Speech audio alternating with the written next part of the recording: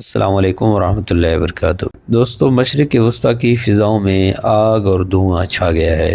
ایران اور اسرائیل کے درمیان حالیہ جنگ نے دنیا کو ہلا کر رکھ دیا ہے۔ آج کی اس ویڈیو میں ہم دیکھیں گے کہ ایران نے کون سے مہلک ہتھیار استعمال کیے اور اسرائیل نے اپنے نقصان کا سرکاری اعلان کس طرح کیا۔ یہ کہانی صرف جنگ کی نہیں بلکہ طاقت، ٹیکنالوجی اور بقا کی ہے۔ ایران نے اپنے میزائل اور ڈرون فورس کو میدان میں اتارا۔ خرم شہر اور فاتح 110 جیسے بیلسٹک میزائل آسمان کو چیرتے ہوئے اسرائیل کی طرف بڑھے۔ ذوالفقار میزائل نے اپنی درستگی سے اسرائیلی دفاع کو چیلنج کیا اور پھر دنیا نے پہلی بار ایران کے فتح ہائپر سونک میزائل کو حرکت میں دیکھا، جو آواز کی رفتار سے کئی گنا تیز ہے۔ ساتھ ہی شاید 136 ڈرونز نے اسرائیل کے آئرن ڈوم کو مصروف رکھا تاکہ میزائل حملے کامیاب ہوں۔ اسرائیل نے سرکاری طور پر اعتراف کیا کہ اربوں شیکل کا مالی نقصان ہوا ہے۔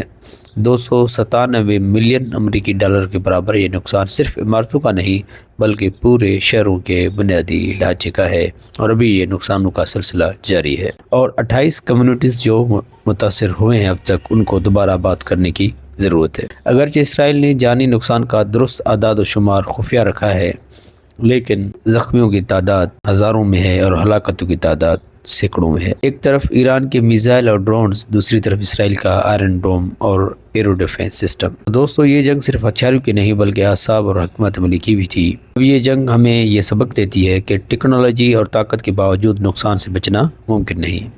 ایران نے اپنی صلاحیت دکھائی، اسرائیل نے دفاع کیا، لیکن دونوں نے قیمت ادا کی۔ آپ کے خیال میں یہ جنگ خطے کے مستقبل کو کس سمت لے جائے گی؟ اپنی رائے کمنٹس میں ضرور دیں۔ اگر ویڈیو پسند آئی ہو تو لائک کریں، سبسکرائب کریں اور بیل آئیکن کو ضرور دبائیں تاکہ آپ کو نئی اپڈیٹس سب سے پہلے ملیں۔